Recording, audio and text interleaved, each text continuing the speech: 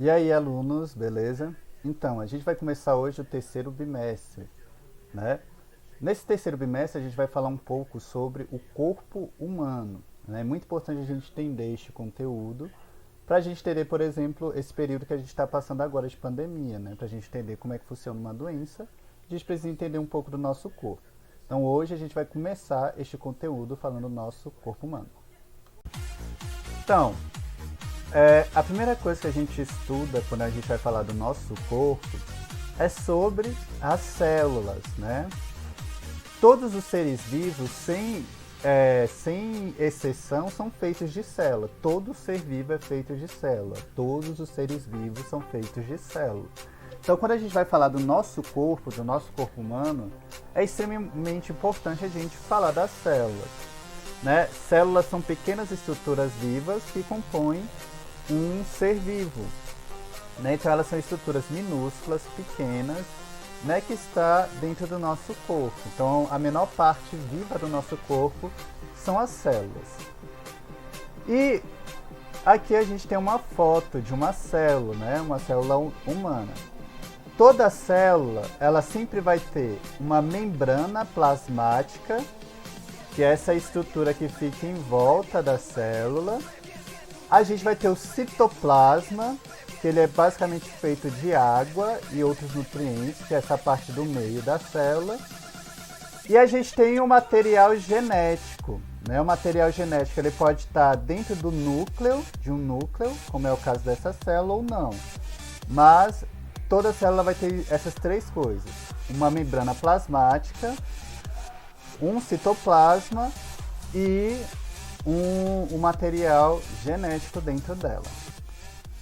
Então, né, todos os seres vivos, como eu falei, são feitos de células.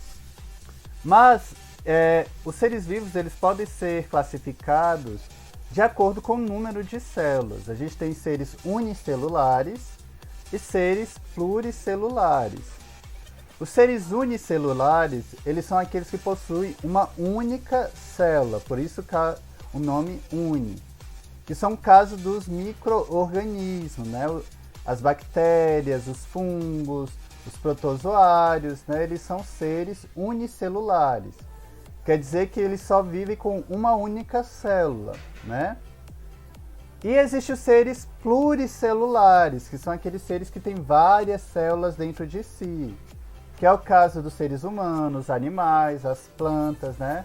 Todos eles são seres pluricelulares. Então, unicelular tem uma célula, pluricelular tem várias células, né? E quer dizer que um ser vivo unicelular ele sempre vive sozinho? Não. O ser unicelular, como é o caso, por exemplo, dessa bactéria aqui, eles podem viver junto com outras células. Só que qual é a diferença do uni para o pluri? O unicelular, se eu tirar essa célula do meio das outras células, né? Se eu tirar essa bactéria do meio das outras bactérias, ela vai continuar vivendo normalmente. Já o ser pluricelular, se eu tiro uma célula do meu organismo, ela provavelmente vai morrer, porque ela precisa de todas as outras células para sobreviver. As células também podem ser classificadas de acordo com a presença ou ausência de um núcleo, né? A gente tem os seres, por exemplo, procariontes. O que é um ser procarionte? É um ser onde o material genético está espalhado nas células, né? Ele não tem um núcleo. Então, um ser procarionte ele não tem um núcleo. O material genético dele está espalhado na célula, como é o caso das bactérias. Já os seres com núcleo são chamados de seres eucariontes. Aqui o nome, eucariontes. São aqueles seres que possuem núcleo. É o caso das células dos seres humanos. O material genético do ser humano ele fica dentro desse núcleo aqui, ele não fica espalhado na célula.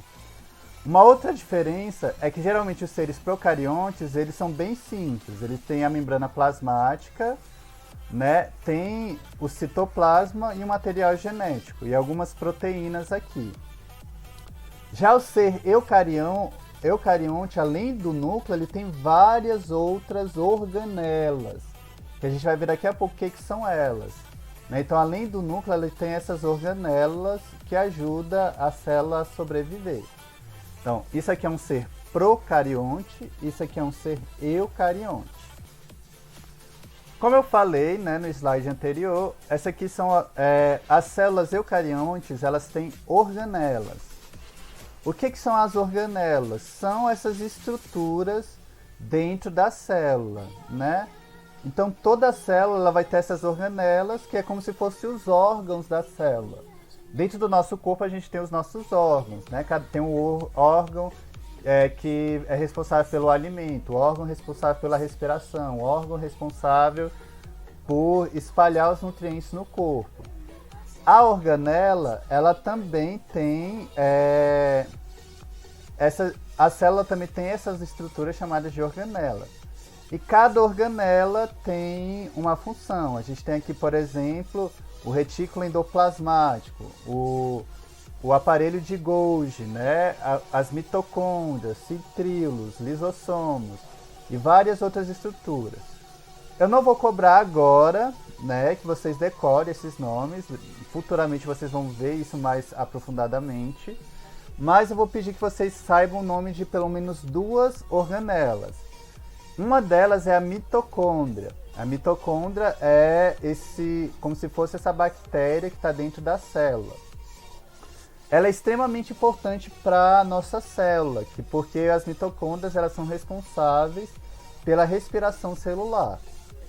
E outra organela importante são os ribossomos. Os ribossomos são esses pontinhos pretos que vocês estão vendo na célula, né? Isso aqui ó, os ribossomos são esses pontinhos. Tanto as células procariontes quanto as células eucariontes, elas têm ribossomos. Os ribossomos eles são responsáveis para produzir as proteínas da célula, porque quase tudo que a célula faz precisa de uma proteína, né? E os ribossomos são importantes para a produção de proteínas. Então vocês têm que decorar essas duas coisas: mitocôndrias, que é responsável pela respiração celular, e os ribossomos, que são responsáveis por fazer as proteínas. E as células vegetais, né, elas têm algumas organelas a mais.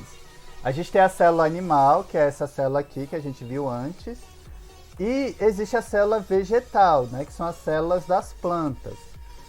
As células vegetais, além de ter todas aquelas estruturas, ela também tem duas estruturas a mais, que são os cloroplastos, que é essa parte verde aqui. O que é o cloroplasto? É o responsável pela fotossíntese das plantas, né? A gente já estudou o que é fotossíntese. E o que faz a fotossíntese das plantas? Os cloroplastos. A gente tem essa membrana aqui de fora, verde, que é chamada de parede celular. A parede celular ela é feita de celulose e é que deixa a parte de fora da planta mais dura. E a gente tem o vacúolo, né, que é uma parte onde tem água e sais minerais das células vegetais. Beleza? Então a célula vegetal ela não é igual à célula animal, elas têm diferenças. Na parte ali sobre as organelas, a gente acabou de falar, né, da mitocôndria, que é responsável pela respiração celular. O que é respiração celular? Para uma célula ela ficar viva, ela precisa fazer a respiração celular. Toda célula, independente se é procarionte, vegetal, animal, todas as células elas precisam respirar. Elas precisam fazer uma coisa chamada metabolismo. E no caso, né, o que é essa respiração celular? A célula, para ela sobreviver, ela precisa do oxigênio, né, que vem do ar, geralmente, e do alimento. Então, a respiração celular ela precisa do oxigênio e do alimento. É por isso que os seres vivos eles respiram o tempo todo, e é por isso que eles comem, né, para essa respiração celular. Quando junto o oxigênio mais o alimento, esse alimento geralmente ele está em uma molécula chamada glicose. Isso vai gerar a energia que a célula usa para todas as coisas que ela faz mais água, mais CO2, né, o gás carbônico. Então, toda célula ela vai ter esse metabolismo. Ela vai pegar o oxigênio do ar ou outra molécula, mas geralmente é o oxigênio, mais a glicose, que é um tipo de açúcar, né? Por exemplo, o açúcar que a gente come, ele é feito de glicose. Então, a célula pega o oxigênio e a glicose, e isso vai gerar a energia, água e gás carbônico. Essa água aqui é uma água bem pouca, ela quase que não faz diferença na vida da célula, mas também gera um pouquinho de água. Então, por isso que para sobreviver, o ser vivo ele precisa de alimento e oxigênio. Porque se a célula morrer, se ela parar de produzir sua energia, ela morre. E se a célula morrer, o corpo do ser humano também morre, ou do animal ou da planta. Aqui está um desenho mais ou menos mostrando o que é uma respiração celular. E para acabar não, né? A gente está quase acabando, mas sobre a célula para acabar, como é que a gente sabe isso tudo da célula? Como é que a gente sabe todas essas estruturas, todas essas coisas, né? Como é que a célula sobrevive e tudo mais? A gente sabe isso através de um aparelho chamado de microscópio. Os microscópios, eles são essa estrutura aqui, onde geralmente a gente tem uma mesa, onde a gente coloca uma lâmina, geralmente uma lâmina transparente, né, que está a célula. A gente tem uma lâmpada que vai gerar luz. E a gente tem duas lentes, uma que fica aqui embaixo e a outra que fica aqui em cima.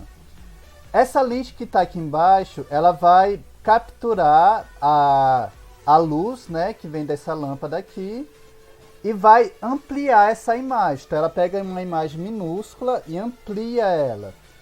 E aí com essa outra lente a gente consegue enxergar essa imagem ampliada. Então o microscópio ele é usado para a gente ver coisas pequenas. E existem vários tipos de microscópios. Existe esse que é um microscópio luminoso, né, que ele é feito que a gente vê as coisas através da luz. Mas existe um microscópio eletrônico e o microscópio atômico, né, e vários outros tipos de microscópios que ajudam a gente a ver com mais detalhes algumas partes da célula. Porque, por exemplo, esse microscópio aqui a gente só consegue ver a célula, enxergar a célula, mas a gente não consegue enxergar algumas estruturas, né, algumas organelas. Aí para isso a gente precisa de um microscópio mais especializado. Para acabar, né, a gente tem aqui, a gente vê aqui a nossa célula, que é a parte menor do nosso corpo. As células dos seres pluricelulares, elas têm uma grande capacidade de se dividir. Como assim, professor? Por exemplo, da onde que a gente surgiu? A gente geralmente surge de uma única pequena célula que ela começa a se dividir. Ela vai se dividindo por um processo chamado de mitose. Né? Mitose é a forma com que a célula ela se divide e vai se multiplicando. À medida que a célula vai se multiplicando, ela começa a crescer e ela vai formar uma estrutura chamada de tecido. O tecido nada mais é do que um conjunto de células que tem a mesma função. E existem vários tipos de tecidos. Tem o tecido epitelial, que é o tecido da nossa pele. Tem o tecido muscular, que faz os músculos. Tecido ósseo, que é do nosso osso. O tecido nervoso, que é o do nosso cérebro. Tem os tecidos... o sangue é um tipo de tecido. Então, todas os órgãos são feitos de algum tipo de tecido, que é um conjunto de células. Quando esse tecido ele se une, ele forma um órgão, né? Por exemplo, o tecido epitelial vai formar o órgão que é a nossa pele, né? Os nossos olhos, o coração, o pulmão, tudo isso são órgãos. Esses órgãos juntos formam um sistema, né? Que a gente vai falar nas próximas aulas. E os sistemas, todos os sistemas juntos formam o nosso organismo, o corpo humano. Então, isso é a nossa aula, né? Hoje a gente falou um pouco sobre a célula, né, que é a menor parte do nosso corpo. E nas próximas aulas a gente vai ver os órgãos e os sistemas que esses órgãos formam, para a gente conhecer bastante o que é o nosso organismo.